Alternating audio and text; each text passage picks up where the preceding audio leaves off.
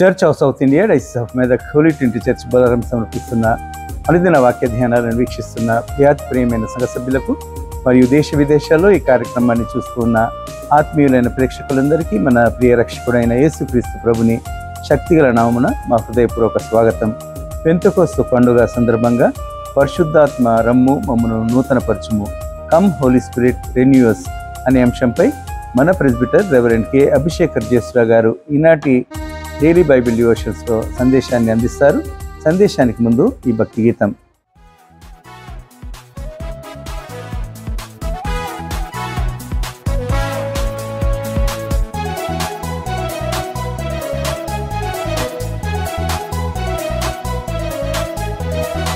ఆత్మతో నింపు దేవా, పరిశుద్ధాత్మతో నింపు దేవా, ఆత్మతో నింపు దేవా, పరిశుద్ధాత్మతో నింపు దేవా.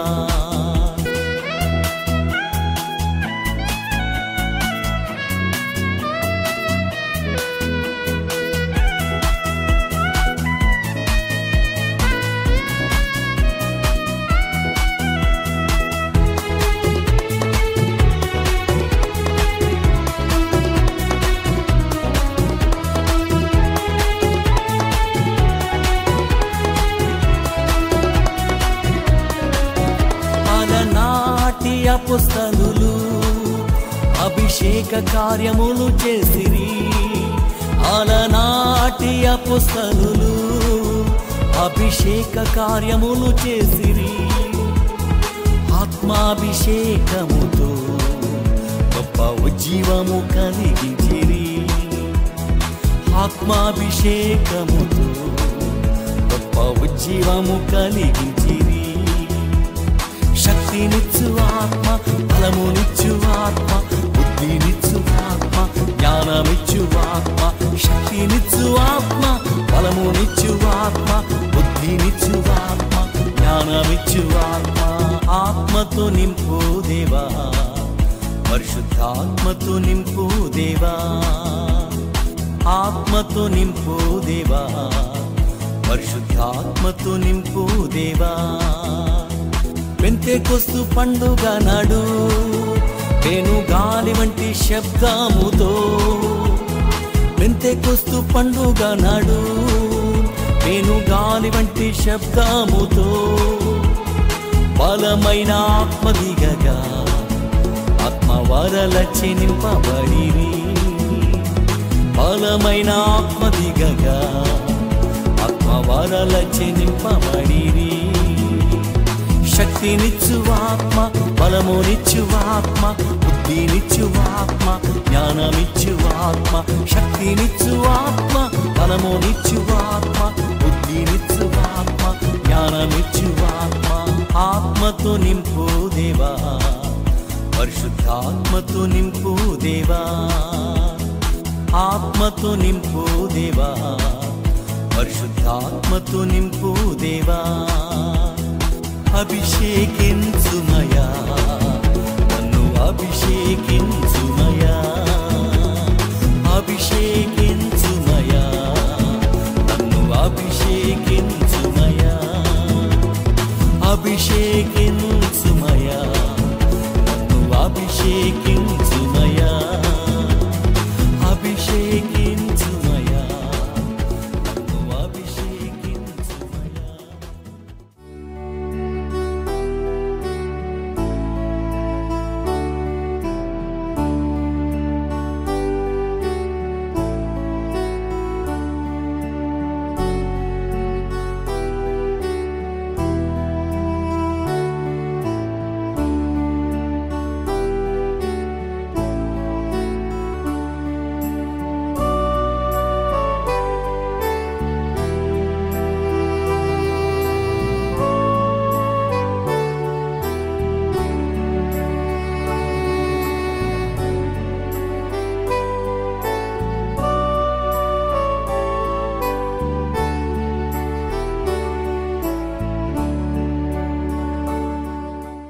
అనుదిన వాక్య ధ్యానమునకు వీక్షిస్తున్న సంఘ సభ్యులందరికీ విశ్వాసులకు హృదయపూర్వకమైన వందనములు తెలియజేస్తున్నాను.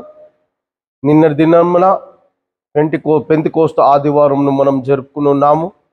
మరి పెంతికోస్తు ఒక నిండైన దీవెనలని, శుభములను దేవుడు మనకి, మన కుటుంబాలకి, మన సంఘం అంతటికి దయచేయాలని మనస్ఫూర్తి కోర్చు ప్రార్థించుకుందాము. పరిశుద్ధ దేవా, పరమ తండ్రి, మా ప్రేమ కలిగిన యేసయ్య, పరిశుద్ధ తండ్రి, త్రియేక దేవ, మరొక పర్యాయం ఇచ్చిన యొక్క గొప్ప తరుణం బట్టి వందనాలు, ఇచ్చిన ఉదయకాల సమయం బట్టి వందనాలు, మరొక నూతనమైన వారమును మా అందరికి దయచేస్తున్నందుకు వందనాలు. ఈ వారం అంతట్లో ప్రతి దినమును దీవించి ఆశీర్వదించి మీరే మహిమలు పొందుకునమని యేసయ్య అతి పరిశుద్ధమైన నామములో వేడుకుంటున్నాను తండ్రి, ఆమేన్. మరి నిన్నటి దినమున పెంతెకోస్తు ఆదివారమును మనం జరుపుకున్నాం. పెంతెకోస్తు అనే పదము మనం చూసినట్లయితే గ్రీకు భాష నుంచి పెంటెకోస్తే అనే ఒక పదం నుంచి తర్జుమా చేయబడినట్టుగా చూస్తున్నాం. పెంటెకోస్తే అనే అర్థం ఏంటంటే 50th. మరి చూడండి, ఈస్టర్ పండుగ నుంచి నిన్నటి దినం అనగా 7 ఆదివారాలు తర్వాత జరుపుకునే ఆదివారంను పెంటెకోస్తు ఆదివారము. మరి ఈస్టర్ నుంచి మనం లెక్కెట్టుకున్నట్లయితే దాదాపు 50వ దినముగా మరి నిన్నటి ఆదివారంలో మనం ప్రవేశించనై ఉన్నాం. నిన్నటి దినంలో ఒక చక్కటి అంశము దేవుడు మనకు అనుగ్రహించినాడు. పరిశుద్ధాత్మ రమ్ము మమ్మల్ని నూతన పరచుము. పరిశుద్ధాత్మ రమ్ము మమ్మల్ని నూతన పరచుము. ప్రేమ కలిగిన మరి సంఘ సభ్యులందరికీ, విశ్వాసులందరికీ తెలియజేయ మాట ఏంటంటే, చాలా మటుకు పరిశుద్ధాత్మ దేవుణ్ణి మనము సంబోధిస్తున్నప్పుడు, లేదంటే పరిశుద్ధాత్మ దేవుని గురించి మనం మాట్లాడుకుంటున్నప్పుడు చాలా మటుకు మనం మర్చిపోతుంటాం. ఏంటంటే పరిశుద్ధాత్మ దేవుడు కూడా దేవుని తత్వంలో ఒక దేవుడు అనే మాటను మనం మర్చిపోతుంటాం. పరిశుద్ధాత్మ దేవుడిని ఆత్మ అనే మాట వినగానే అది ఇది అని మాట్లాడుతుంటాం. కానీ ఇక్కడ చూసినట్లయితే when we turn our Bibles to John chapter 16 verses 13, the Spirit of truth, it is come, he will guide you into all truth, for he shall not speak of himself, but whatsoever he shall hear, that shall he speak, and he will show you things to come. When we look into this verse, ఈ యొక్క వచనంలో యోహాను సువార్త 16వ అధ్యాయం 13వ వచనంలో చూసినట్లయితే తేటగా ఆయన అని మనకి కనిపిస్తున్నది. కాబట్టి పరిశుద్ధాత్మ దేవుడు కూడా తత్వంలో ఒక దేవుడని, మరి ఆయనని సంబోధించడం పరిశుద్ధాత్మ దేవునికి మనం ఇచ్చే గౌరవం అని తెలియజేస్తున్నాను. అపోస్తుల కార్యములు 2వ అధ్యాయం మనం చూసినప్పుడు చూడండి, మొట్టమొదటి వచనం, if you turn our Bibles to Acts of the Apostles chapter 2 verse 1, and when the day of Pentecost was fully come, they were all with one accord in one place. మరి యేసు ప్రభుల వారి యొక్క ఆరోహణం, after the ascension of Christ Jesus, we see the disciples were very much in a despair situation and looking up onto the sky with no hope, but yet there were 2 people behind them. ఇద్దరు మనుషులు వారి వెనుకలుండి, మరి అపోస్తుల కార్యంలో acts of the Apostles chapter 1 verse 11, అపోస్తుల కార్యంలో 1వ అధ్యాయం 11వ వచనం మనం చూసినప్పుడు, which also said, ye men of Galilee, why stand ye gazing up into heaven? The same Jesus which is taken up from you into heaven shall so come in like a manner as ye have seen him go into heaven. ఏ విధంగా అయితే యేసు ప్రభుల వారు కొనిపోవడం చూస్తున్నారో అదే విధంగా దేవుడు మరలా రావడము చూస్తూ ఉంటారని ఇద్దరు మనుషులుగా ఉన్న దూతలు చెప్తున్న మాటలు మనం అక్కడ వింటూ ఉన్నాం. అదే విధముగా మరి వారు ఆ యొక్క మేడ గదిలో అందరు కలిసి ఉండి ఒకటిగా ప్రార్థించుతుండగా చూడండి, పరిశుద్ధాత్మ దేవుడు బలముగా వారి మీద దిగి రావడం మనం చూస్తున్నాం. వాళ్ళ అపోస్తుల కార్యములు 2వ అధ్యాయంలో మరి దేవుని శిష్యుల మీద మొట్టమొదటిసారిగా ఈ యొక్క పరిశుద్ధాత్మ దేవుడు దిగి రావడం చూస్తూ ఉంటాం.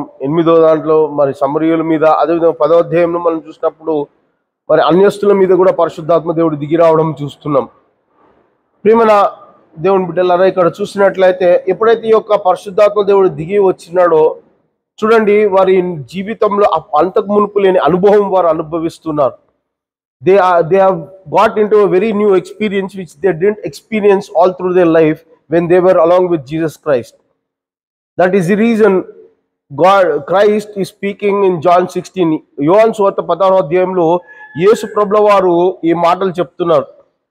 మనము మన బైబిల్ మరి యోహాను సువార్త 16వ అధ్యాయము మనము చూసినప్పుడు 7వ వచనం ఒకసారి మనం చూస్తే చూడండి, ఇక్కడ దేవుడు చెప్తున్నాడు,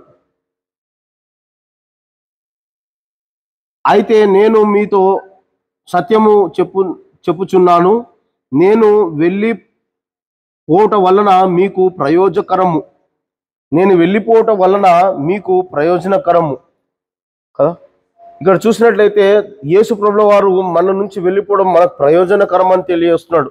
మరి ఇక్కడ దేవుని ఎందుకు ప్రయోజనకరం అంటున్నారంటే, బాహ్యంగా ఉన్న దేవుని చూసినా కూడా శిష్యులు దేవుని నమ్మకే ఉంచలేకపోయారు. Though they were looking at Jesus Christ, they weren't having that full faith, the very strong faith that they needed. That's the reason Christ is speaking, it is for your good that I have to go. Because if Christ goes to heaven, he will be sending the comforter, the Holy Spirit God, which abides in us. మనలో నివసించే పరిశుద్ధాత్మను మరి Pentecost దినమున ఏ ఒక్క పరిశుద్ధాత్మ దేవుడైతే శిష్యుల మీద దిగి వచ్చి 120 మంది ఉన్న వారిని దేవుడు మరి విస్తారపరిచి 3000 మందిగా దేవుడు మార్చున్నాడో, అట్టి పరిశుద్ధాత్మను మనలో ఉండడానికి, మనతో నివసించడానికి దేవుడు పంపిస్తున్నాడు. మరి పెంతెకోస్తు దినము ఒక పండుగగా మనం జరుపుకోవాల్సిన ఆవశ్యకత ఎందుకు ఉన్నదంటే, యేసు ప్రభుల వారు మరి చూడండి వెళ్ళడము, పరిశుద్ధాత్మ దేవుడు దిగిరావడము జరుగుతున్న ఆ యొక్క ప్రక్రియ, ఇట్ ఈస్ అ ప్రాసెస్. మరి ఆ పరిశుద్ధాత్మ దేవుడు వచ్చినప్పుడు సత్య సంపూర్ణతలోకి మనం నడిపించే దేవుడై ఉన్నాడు. He will lead us into all truth. He will enlighten ourselves. ఏదైనా కూడా స్పష్టంగా చూడడానికి పరిశుద్ధాత్మ దేవుడు సహాయకుడుగా ఉంటూ ఉన్నాడు. మరి చూడండి, మరి ఇదే యోహాను సువార్త 16వ అధ్యాయము, the gospel according to saint John chapter 16 verse 32.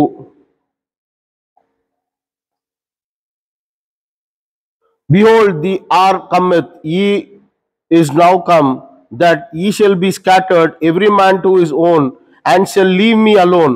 And yet I am not alone, because the Father is with me.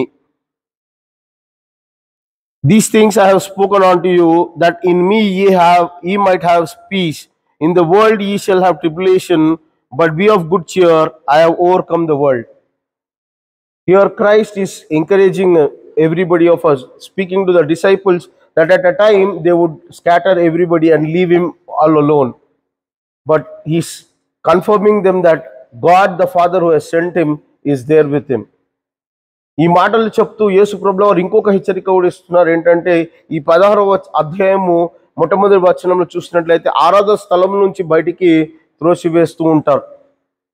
మరి ఆరాధన స్థలంలో నుంచి బయటికి త్రోసివేయడం అంటే చూడండి, ఇప్పుడు జరుగుతున్న పరిణామాలను మనం చూసినట్లయితే మన భారతదేశంలో ఆరాధించుకున్న మణిపూర్లో కానీ ఉత్తర భారతదేశంలో చూసుకున్నట్లయితే ఆరాధించడానికి ఆరాధన స్థలము కూడా లేని పరిస్థితిలో మన సహోదరులు ఉన్నట్టుగా మనం చూస్తున్నాం. మరి వారందరినీ కూడా ఆ కాలంలో ఉద్దేశించి యేసు ప్రభుల వారు ఇక్కడ చెప్తున్న మాటలు మనం చూసినట్లయితే, దేవుడు లోకంను జయించి ఉన్నాడు. కాబట్టి ఈ లోకంను జయించాలంటే ఏ విధంగా అయితే యేసు ప్రభుల వారు ఆత్మ ద్వారా దేవుని యందు ఆధారపడి నడుచుకున్నాడు, మనం కూడా పరిశుద్ధాత్మ ద్వారా ఆధారపడి పరిశుద్ధాత్మ శక్తి ద్వారా ముందడికి కొనసాగినప్పుడు అపోస్తలులు పౌలు గారి జీవితం చూస్తుంటాం. ఎప్పుడు కృంగిపోయినా కూడా పరిశుద్ధాత్మ ద్వారా శక్తి పొందుకుని మరలా ముందడికి కొనసాగి మంచి పోరాడిన కడ ముట్టించితేనే అని సెలవిచ్చిన విధముగా మనం కూడా మన విశ్వాస పోరాటం ముగించుకుని దేవుడు ఇచ్చిన యొక్క మరి పనిని మనం ముగించుకుని దేవుడు ఒక సన్నిధానం మనమందరం చేరుతామని తెలియజేస్తూ, కాబట్టి పరిశుద్ధాత్మ దేవుణ్ణి ఎల్లకాలము ఈ యొక్క ప్రార్థన మరి 1991లో WCCలో జరిగిన జనరల్ కాన్ఫరెన్స్ లో వారి యొక్క థీమ్ ని పెట్టుకున్నారు. ఇది ఒక థీమ్ కాదండి, ఇది ప్రార్థన. కమ్ హోలీ స్పిరిట్ రిన్యూవర్స్, పరిశుద్ధాత్మ రమ్ము మమ్మును నూతన పరచుము, మా సంఘమును నూతన పరచుము, మా కుటుంబంను నూతన పరచుము అనే ఈ ప్రార్థన ద్వారా, మా పరిచర్యని నూతన పరచనే ప్రార్థన ద్వారా మనం ముందటి కొనసాగాలని ప్రభుపేట మీ అందరికి తెలియజేస్తూ ఇటు దేవుని మాటలను తిరిగి దేవుని నామములో ముగిస్తున్నాను. ఆమేన్.